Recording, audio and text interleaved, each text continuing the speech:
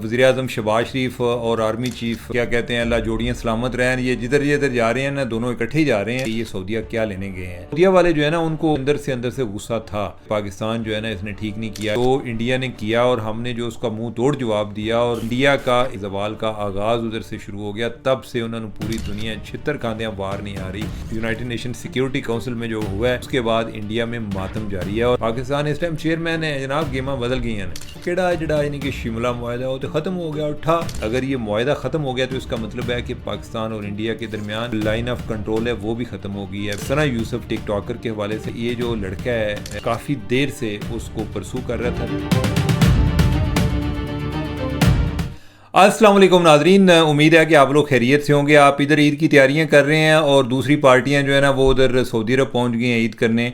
वज़ीर-ए-आज़म शहबाज शरीफ और army chief अल्लाह क्या कहते हैं, अल्लाह जोड़ियाँ सलामत रहें। ये जिधर जा रहे हैं ना, दोनों इकट्ठे ही जा रहे हैं और एक तो ये मैसेज दे रहे हैं जी कि जो हम एक पेज पर हैं, यानी कि हमारे पेजेस दो नहीं हैं। लेकिन ये है कि सऊदीया में जाना ये बड़ा इंपॉर्टेंट है। आपके दिन में सवाल आ रहा होगा कि ये सऊदीया क्या लेने गए हैं, और ख़ास तौर पे या इसको इस अंदाज में देख लें कि पहले जिन ममालिक में शुक्रिया अदा करने गए उनमें सऊदीया नहीं गए थे, उसमें ईरान गए थे, उसमें टर्की गए थे, उसमें आज़रबाईजान गए थे, लेकिन सऊदीया नहीं गए थे। तो ये क्या मामला है? अब सऊदीया क्यों जा रहे हैं?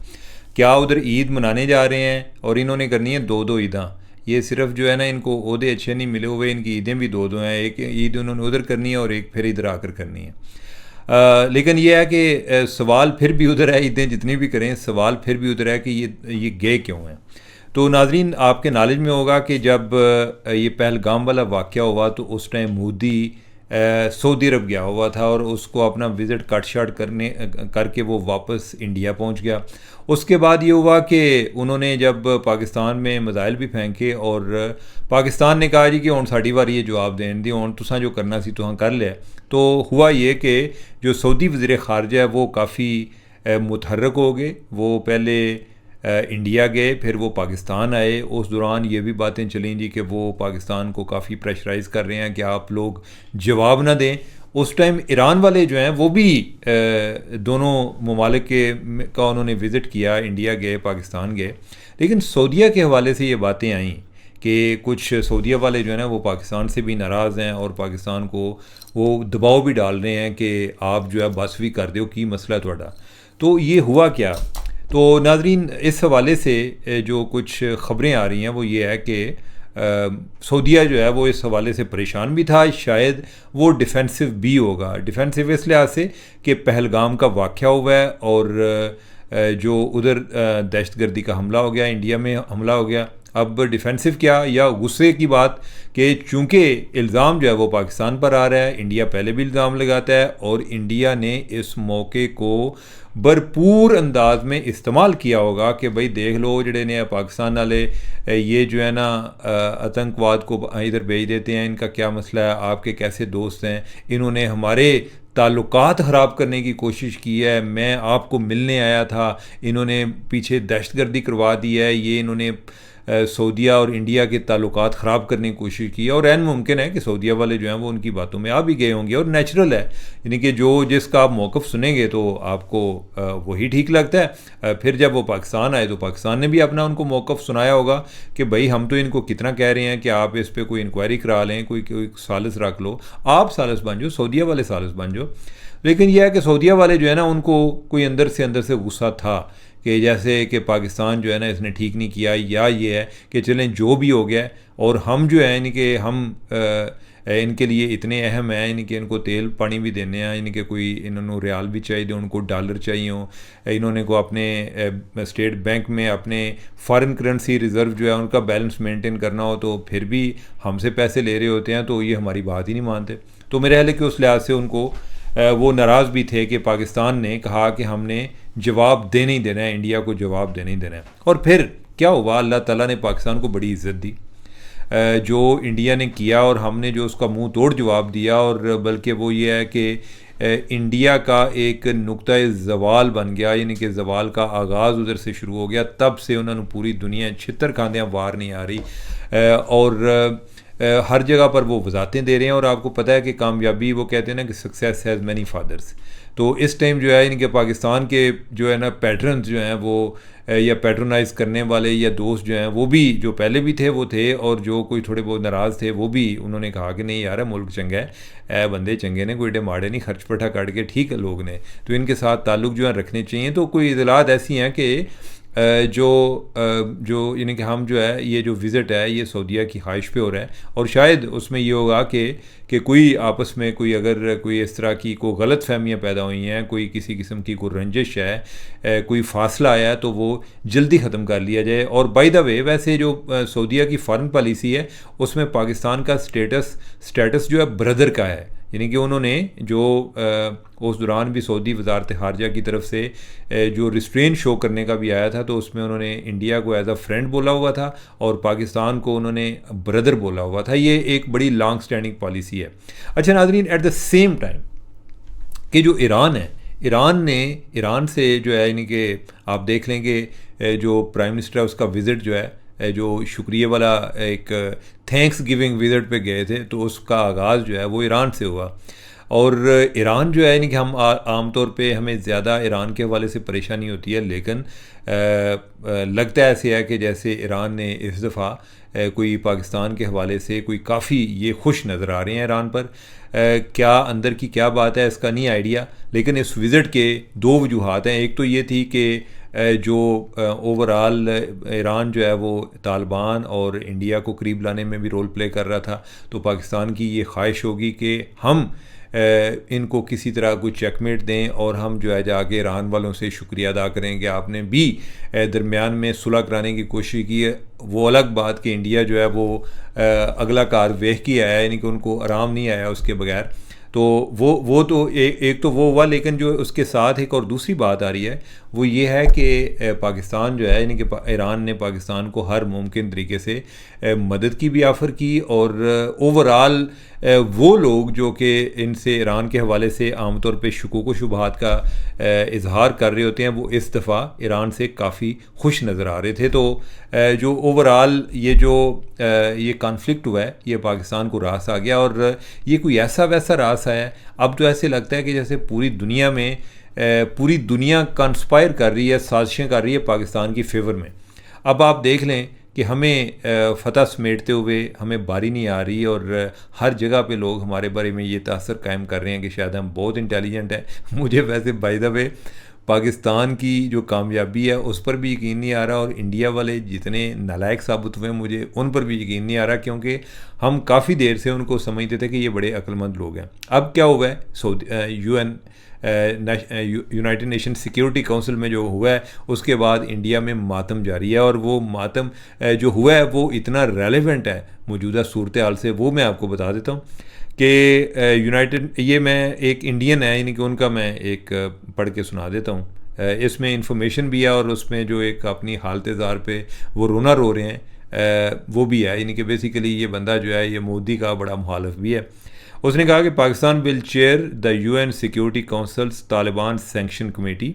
Pakistan has been also chosen to serve as vice chair of the United Nation Security Council's counter terrorism committee. Do I need to say more about Modi's foreign policy? कि पाकिस्तान को दो अहम पोजीशन जो हैं वो मिली हैं। एक ये है कि एक तालिबान सैंक्शन कमेटी है जो फैसला करती है कि तालिबान से हमने पाबंदियां कब हटानी है, किसने कब हटानी है। यूनाइटेड नेशन सिक्योरिटी काउंसिल ने जो उधर की एक प्रीमियर एक फोरम है, और उस कमेटी को अब प्रिजाइड कौन कर रहा है? पाकिस्तान कर रहा है। तालिबान कौन है? हमारे हमसाए में ये कौन से तालिबान हैं जो भी इंडिया के साथ ताल्लुकात ठीक कर रहे थे, अब उनका पाकिस्तान उनके साथ कितना रेलिवेंट हो गया। अल्हम्दुलिल्लाह पाकिस्तान उनके साथ कितना रेलिवेंट हो गया कि अब जो है यानी कि उन्हें पाकिस्तान की इतनी ज़्यादा ज़रूरत है कि इस सारे अमल में इंडिया उनके लिए कोई हेल्प नहीं कर सकता। अगर कोई हेल्प कर सकता है तो वो पाकिस्तान कर सकता है। तो लिहाजा इंडिया ने जो इवन तालिबान के साथ ताल्लुक़ ठीक करने की कोशिश की वो भी उनको मुंह की खानी पड़ेगी। अब जो है यानी कि तालिबान उनको पाकिस्तान के साथ और ज़्यादा वो एक ताल्लुकात बेहतर करने पड़ेंगे ताकि जो उन पर पाबंदियां लगी हुई हैं वो उन पर हट सकें, पाकिस्तान उसमें अपना रोल प्ले कर सके। और पाकिस्तान का बड़ा क्लीदी रोल है भाईजान, पाकिस्तान इस टाइम चेयरमैन है जनाब, गेमा बदल गई हैं। और दूसरी जो कमेटी है जिसमें हम जो है डिप्टी चेयर हैं वो भी कौन सी है? काउंटर टेररिज्म पर। काउंटर टेररिज्म पर कमेटी जो है यानी कि यूनाइटेड नेशन सिक्योरिटी काउंसिल की कमेटी, उसके वाइस चेयर जो है वो पाकिस्तान है और इंडिया में मातम जारी है। वो कह रहे हैं जी कि हम तो इनको टेररिस्ट स्टेट डिक्लेयर करवाना चाह रहे थे और इनको दुनिया जो रिसेप्शन दे रही है यूनाइटेड नेशन में, जो इनको उधर फतह मिल रही है अल्हम्दुलिल्लाह, यानी कि ये पाकिस्तान के लिए बड़ा एक फ़ख्र का मुकाम है। यानी कि ओवरऑल अल्लाह ताला नज़र ना लगाए और ये हमारा जो ये स्पेल है, ये जो एक दुरानिया है, ये ज़रा तूल पकड़ जाए, हमें कुछ 4 दिन, हमें बड़ी देर के बाद खुशियाँ मिल रही हैं। अल्लाह ताला पाकिस्तान की इन खुशियों को नज़र ना लगाए, बल्कि पाकिस्तान को इसका रुतबा और बुलंद करे और इसको मुआशी तौर पर भी इंडिया से बड़ी ताकत बनाए। तो नाजरीन, ये था इस हवाले से। और तीसरा जो है यानी कि एक इंडिया के लिए और जो एक बड़ी एक क़यामत हेज़ ख़बर है वो ये है कि आज वज़ीर दिफा ने कहा, उन्होंने कहा जी कि वो केड़ा जड़ा यानी कि शिमला मुआहदा वो तो ख़त्म हो गया, उठा, यानी कि उसका तो यानी कि अब कोई अहमियत ही नहीं रही। अब यह है कि शिमला मुआहदा क्या है। शिमला मुआहदा जो है हमने 1972 में किया था और ये मुआहदा जो है इसके तहत ये जो हम जिक्र कर रहे होते हैं कंट्रोल लाइन का, लाइन ऑफ कंट्रोल का, ये उस टाइम इसको लाइन ऑफ कंट्रोल को एक बॉर्डर तस्वर किया गया था ये दो मुल्कों के दरमियान। और दूसरा जो है उसमें यह था कि पाकिस्तान जो है वो यानी ये जो कश्मीर का इशू है या इवन जो हमारे बाकी सारे इश्यूज़ हैं, यानी कि हम इनको बायलैटरली हल करेंगे, दो तरफ़ा तौर पर हल करेंगे। इसमें हम किसी तीसरी पार्टी को फ्रीक नहीं बनाएंगे। ये इंडिया के पार्ट पर उनकी बड़ी फतह थी। उसकी वजह ये थी कि उससे पहले जो कश्मीर का इशू है वो यूनाइटेड नेशन की में ये मामला था, उसको एज अ डिस्प्यूट एक्नॉलेज किया गया था यूनाइटेड नेशन की तरफ से और उधर रेजोल्यूशन पास हुई थी कि इसको उधर के जो लोग हैं उनकी ख्वाहिशात के मुताबिक रायशुमारी के ज़रिए हल कराया जाए। और जब 1971 के बाद हमारी गर्दन पे इंडिया का पाँव आया हुआ था तो उसमें पाकिस्तान की ये बड़ी एक यानी कि वो चाहते थे, यानी कि इंडिया इंदिरा गांधी पर बड़ा एक दबाव भी था कि इनको इस पर नहीं, इनको इससे ज़्यादा इनको सजा दी जाए। लेकिन यह है कि किसी न किसी तरीके से जुल्फ़िकार अली भुट्टो ने ये ओवरऑल ये मुआहदा हमारे हक़ में नहीं था, लेकिन उस टाइम हमारी ये रिक्वायरमेंट भी थी कि हमारे कैदी उधर फंसे हुए थे इंडिया में, जिनका हम आमतौर पे कहते हैं 93,000 कैदी, उसमें कोई 34,000 फ़ौजी थे, बाकी जो सिविलियन भी थे यानी कि वो मिला के ओवरऑल 93,000 कैदी थे। तो ये मुआहदे के बाद जो है वो भी रिहा हुए। अब यह है कि ये मुआहदा, इसकी वजह से इंडिया बार बार ये हवाला देता था जी कि साडा तो इन्हां दा बायलैटरल इशू ने तुसीं मामे लगदे हो दरमियान च। अब यह है कि ये अब ख्वाजा आसिफ साहब जो हैं उन्होंने तो अभी बात की है, लेकिन जब इन्होंने कहा कि इंडस वाटर ट्रीटी के हवाले से इन्होंने कहा कि हमने उसको सस्पेंड कर दिया, जो कि इंडिया कर नहीं सकता, वो दो पार्टियों के दरमियान नहीं, उसमें जामन जो है वो वर्ल्ड बैंक है वो उसको कर नहीं सकता, ये दो पार्टियों के दरमियान है, ये एक पार्टी जो है वो उसको हेल्ड इन अबेयंस रख सकती है, उसको ख़त्म कर सकती है।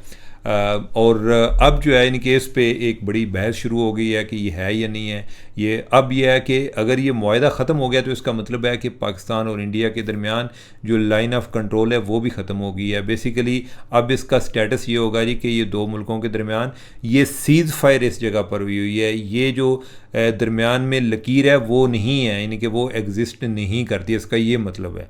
तो यानी कि जो कश्मीर दोनों के दरमियान जो लाइन ऑफ कंट्रोल है वो भी एग्जिस्ट नहीं करती। अब इस पे जो वजारत ख़ारजा ने कहा जी कि हमने कोई फार्मली उसको ख़त्म नहीं किया, ये बात भी दुरुस्त है कि हमने फार्मली ख़त्म नहीं किया, लेकिन ये है कि ये वो चीज़ है कि जिस पे इंडिया के लिए ओवरऑल एंग्जाइटी, उनके लिए परेशानी का सबब बनने जा रहा है या बन रहा है। और एक हमने ट्रम्प जो है यानी कि उनको बड़ा बार बार शुक्रिया भी अदा कर रहे हैं, और ट्रम्प जो है उसने अपनी ज़िंदगी का मिशन बना लिया कि मैंने पाक इंडिया मसला हल कराना है। और इंडिया की जब भी वो पाक इंडिया इशू पर बात करता है तो इंडिया वालों की नींदें उड़ जाती हैं। एक तो वो हमारे साथ अपने आप को वो चाहते नहीं जी कि हमारे उनके नाम के साथ हमारा नाम आए, ये अपने आप को बड़े कोई समझते हैं जैसे कोई मरीख की से आई हुई मखलूक है। अब जो है आ गए हैं वापस। और दूसरा जो है यानी कि वो उनका ये था कि वो चाहते नहीं हैं कि ये कोई इधर कोई थर्ड पार्टी है। पाकिस्तान का हमेशा से रहा है जी कि हम अमेरिका की मेडिशन कबूल करते हैं, इंडिया वाले नहीं करते, लिहाजा उधर भी जो है यानी कि हमें एक डिप्लोमेटिक फ्रंट पे काफ़ी एक सपोर्ट मिल रही है। ओवरऑल वो हमारी विक्ट्री है।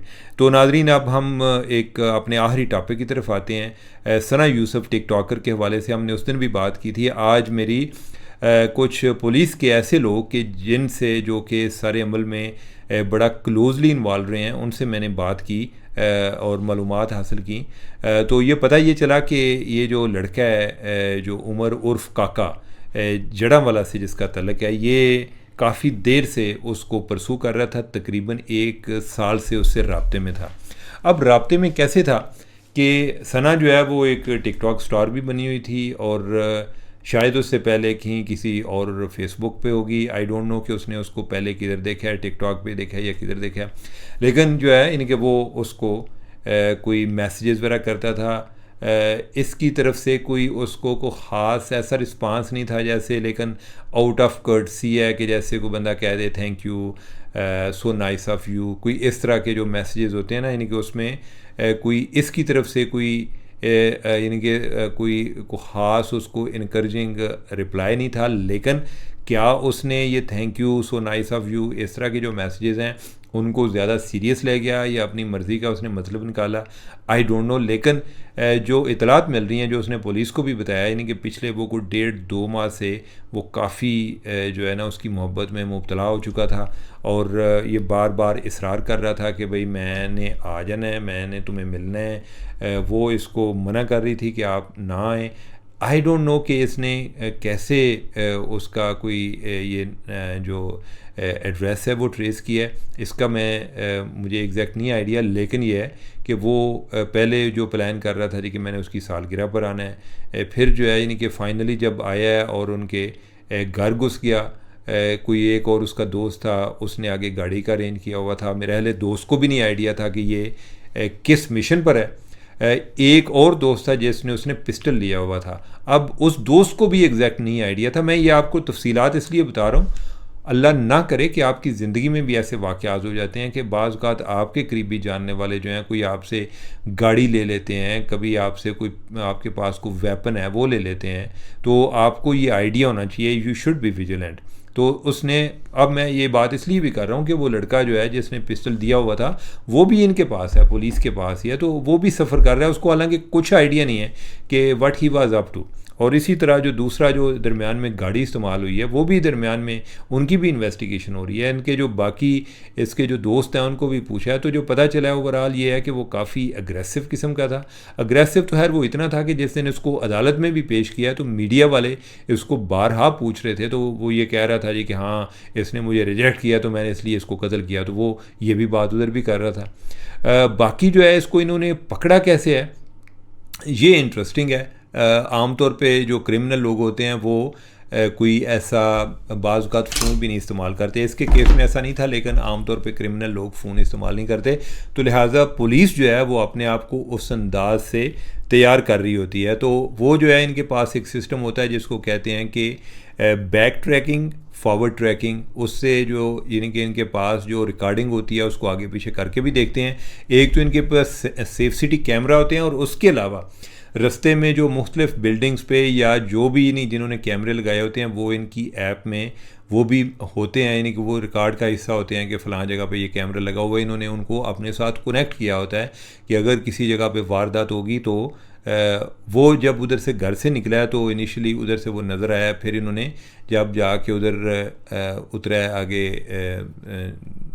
जो लारी अड्डा है तो उधर इनके इनको लगा कि अच्छा ये वही लड़का है। फिर उधर जब वो फैसलाबाद जाके ये जड़ांवाला उतरा है तो ये बंदा जो कैमरों से ये ट्रेस हुआ है। बाकी जो है वो सना का एक फ़ोन ले गया हुआ था, दूसरा जो फ़ोन है वो भी वो सना के पास था, तो लिहाजा उससे इन्होंने उसके जो कॉन्टैक्ट्स वगैरह देखे, फिर उनमें जो सस्पिशियस लगे को 2-3 नंबर, उसमें एक नंबर इसका था। नाज़रीन, ओवरऑल ये इंतहाई अफसोसनाक वाक़या है, लेकिन मैं आप लोगों से एक इंतहाई एक क्या कहते हैं दर्द भरी अपील करता हूँ कि सना जो है यानी कि सना पे कोई ऐसी कोई गलत बात या अभी तक कोई ऐसी कोई है भी नहीं है, लेकिन मैं फिर भी ये कहता हूँ कि अपने बच्चों को ये सोशल मीडिया से और ख़ास तौर पे टिकटॉक से ज़रा दूर रखें। और जब उनकी उम्र कम अज़ कम 18 साल तो कम अज़ कम है, लेकिन अगर आप ज़रा और बढ़ा सकें को 25 साल तक उससे दूर रखें। वजह पता है क्या है? वजह ये है कि ये जो व्यूअर्स का नशा है, ये जो फॉलोअर्स का नशा है, ये जो फ़ैन फॉलोइंग है, ये बहुत बड़ा नशा है। एक तो जो लोग सोशल मीडिया पे होते हैं उन्होंने अपना हर स्टेप, वो किसी जगह पर खाना खाने गए हैं, वो किसी जगह पे कोई फौतगी पर गए हुए हैं, वो किसी शादी पर गए हुए हैं, वो घर से निकल रहे हैं, कहीं बारिश आ गई है, कहीं धूप लगी हुई है, तो उनको वो हर टाइम हर वीडियो को एक व्यूज़ की नज़र से देख रहे होते हैं कि जनाब इससे बहुत ज़्यादा व्यूज़ बनेंगे। आपने आए दिन ये भी खबरें पढ़ी होंगी जी कि वो टिकटॉक के लिए वो कोई वीडियो शूट करते हुए वो गिर पड़े, को बुलंदी पर थे, वो उन्होंने ऐसी एक्टिंग करने की कोशिश की है, उस दौरान जो है वो एक रियल ट्रेजिडी होगी। अब यह है कि ये सना जो है ये 17 साल की थी, अगर ये टिकटॉक पे ना होती, ये अननेसेसरी एक्सपोज ना होती। अपने बच्चों को बचाएं, ये अननेसेसरी एक्सपोजर जो है, जब यानी कि आपको उनको अननेसेसरी एक्सपोजर होता है तो फिर सारी चीज़ें उनके कंट्रोल में नहीं होती, फिर जो बाकी लोग उनको फॉलो कर रहे होते हैं, यानी कि उनके अपने डिज़ाइंस होते हैं, उनका एक अपना एजेंडा होता है। अपने बच्चों को इनसे बचाएं। दूसरा ये होता है कि इससे जो उनकी स्टडीज़ है उसमें भी बहुत ज़्यादा डिस्ट्रैक्शन होती है, उनको सोशल मीडिया के अलावा कोई चीज़ नज़र नहीं आती। ये सोशल मीडिया आजकल ये समझें कि जैसे आजकल जो है ना, ये एक क्या इसको मैं कहूँ कि जैसे कोई ये जो बर्गर टाइप चीज़ें नहीं होती, यानी कि जिनको खाने का बड़ा मज़ा होता है लेकिन अदरवाइज़ इनका आपको एक फ़ायदा कुछ नहीं हो रहा होता, तो ये ऐसे ही है, यानी कि ये सोशल मीडिया भी ऐसे ही है। जिन लोगों ने सोशल मीडिया ईजाद किया हुआ है उन्होंने अपने बच्चे इनसे दूर रखे हुए हैं, और जो बाकियों के बच्चे हैं वो उनके लिए कंटेंट क्रिएटर बन जाते हैं, वही उनका ईंधन बने होते हैं। तो नाजरीन, मेरी इसके साथ मुझे दें इजाज़त। अल्लाह हाफ़िज़।